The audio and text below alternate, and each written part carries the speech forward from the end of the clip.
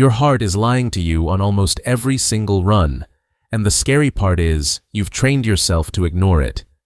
That's the mistake that's quietly wrecking your progress, and I'm about to prove it with 30 days of raw, unedited data from my own chest strap.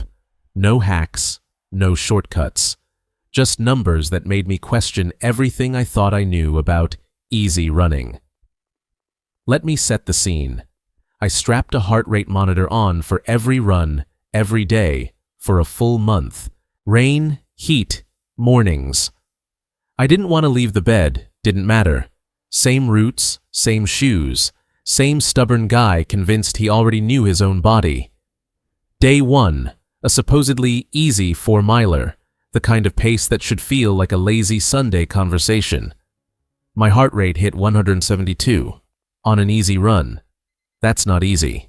That's a threshold effort wearing a disguise, and I didn't even notice because I've been trained by pace alone, not by what my body was actually screaming at me. Here's a number to sit with before we go further.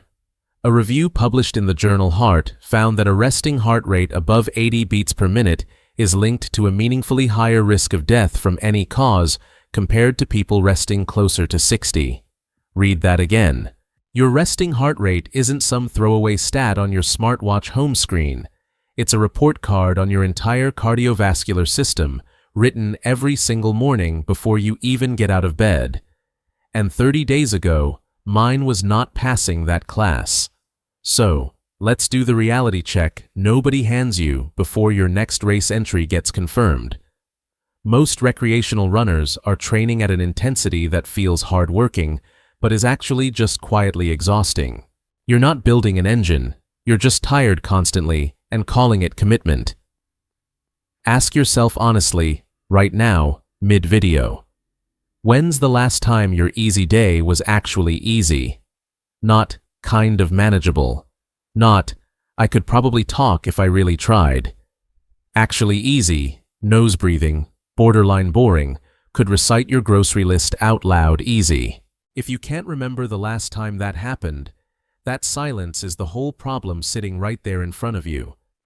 Now here's where it gets uncomfortable, because the fix isn't a flashier interval session or a new pair of carbon-plated shoes.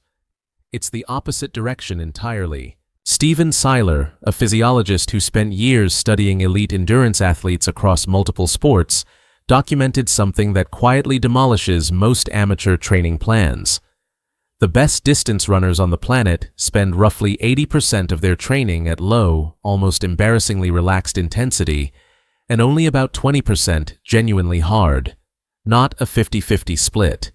Not push hard because motivation. 80% slow. Meanwhile, most weekend runners unknowingly do the exact reverse. Every run lands in that medium-hard gray zone, which sounds tough and feels productive, but physiologically, it's the worst possible combination.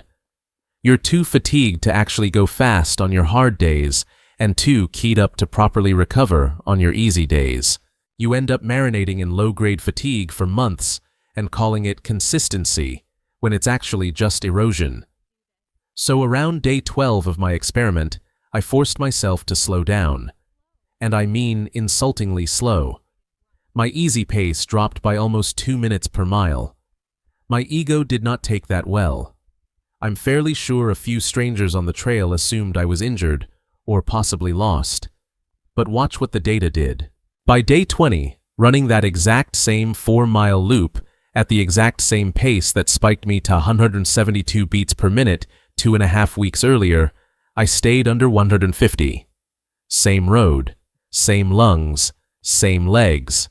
Just a cardiovascular system that had finally stopped being strangled by unnecessary effort every single day. Here's a question worth sitting with for a second. What if your slowest runs are actually the ones responsible for your fastest ones? Sounds completely backwards, doesn't it? It's not. Low-intensity training is what drives mitochondrial density, which is really just a fancy way of saying your body builds more of the microscopic engines that convert oxygen into usable fuel. You don't get that adaptation from redlining every session. You get it by giving your body a low-stress, almost boring stimulus that lets it quietly upgrade itself in the background. Hard training tears you down. Easy training is where the actual rebuilding happens. Skip the easy days, or worse, accidentally turn them into medium-hard days, and you're stacking breakdown on top of breakdown with zero repair in between. That's not toughness. That's a slow leak. And there's a second layer to this that most runners never even measure: heart rate variability, or HRV, which is basically how much your heartbeat-to-heartbeat timing fluctuates. Research using HRV-guided training, including work led by sports scientist Daniel Plews with endurance athletes, has shown that adjusting training intensity based on your body's daily recovery signals, rather than blindly following a rigid plan, leads to better fitness gains than a fixed schedule that ignores how beat up you actually are. In plain English, your body is handing you a daily readiness score, and most of us are running straight past it with our headphones in, refusing to listen. So don't mistake this for lazy advice. Just slow down and hope for the best.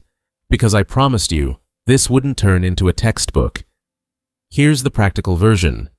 Pick one number. Your easy run heart rate ceiling. A rough starting point a lot of coaches still use is subtracting your age from 180, then nudging that number down depending on your training history, consistency, and injury background. That's the old Maffetone method. And yes, it's a blunt tool, but blunt is fine for a starting line. Once you have that number, the discipline is simple to say and brutally hard to actually follow. Stay under that ceiling on every run that isn't a designated hard day. Not most runs. Every single one. Your watch is going to beep at you like it's personally disappointed in your pace. Ignore it completely. It has no idea what it's talking about. Here's the part that genuinely stung a little. On day 25, I ran that same original loop from day 1. Remember, the run where my heart rate spiked to 172, doing something that was supposed to feel effortless. This time, running noticeably faster than that first attempt, my heart rate topped out at 158. Same course, same guy. 14 fewer beats per minute of strain, at a faster pace, without adding a single extra mile of volume and without adding any new speed work. I just stopped sabotaging my recovery days by quietly turning them into medium-effort grinds disguised as rest. And there's a strange twist buried in this data too, one that surprised me more than anything else. Cardiac drift. Even on identical routes, at identical paces, my heart rate climbed higher on hot, humid days compared to cooler mornings, sometimes by 10 or 15 beats, with zero change in effort or pace. Research on cardiovascular drift has shown that as core temperature rises during prolonged exercise, heart rate increases even when pace and workload stay exactly the same, largely because your body is redirecting blood flow toward your skin to cool itself down instead of purely toward your working muscles. Which means, if you're judging your fitness purely by how a run feels on a scorching July afternoon, you might be misreading fatigue. That's actually just your body fighting the heat, not fighting fitness decline. That's the moment it truly clicked for me, somewhere around mile 3 on day 28, legs loose, breathing controlled, moving faster than I had in months, without straining for a single second of it. All this time, I genuinely believed I needed to run harder to get better. Turns out, I needed to run easier, on purpose, with actual restraint, so the hard days I did choose could finally mean something, instead of getting buried under constant low-grade exhaustion. Your body isn't broken. It's just never been given permission to actually recover between efforts that were never true recovery to begin with. So here's the challenge before your very next run.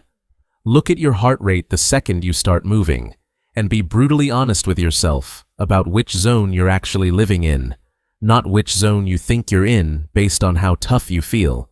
Because here's the uncomfortable line I want to leave you with. I couldn't run a single mile without stopping just 6 months before any of this heart rate experiment even started. What changed, and why it had almost nothing to do with willpower or motivation, is exactly what I'm breaking down next. If you want the real, slightly embarrassing reason a mile used to completely break me, that story is coming right up. If this hit home, go ahead and hit subscribe so you don't miss it, drop a like, and tell me in the comments where in the world you're watching this from. I read every single one of them. Share this with the one running buddy who desperately needs to hear it, and if you want to go even deeper with this channel, the membership link is pinned right below in the comments.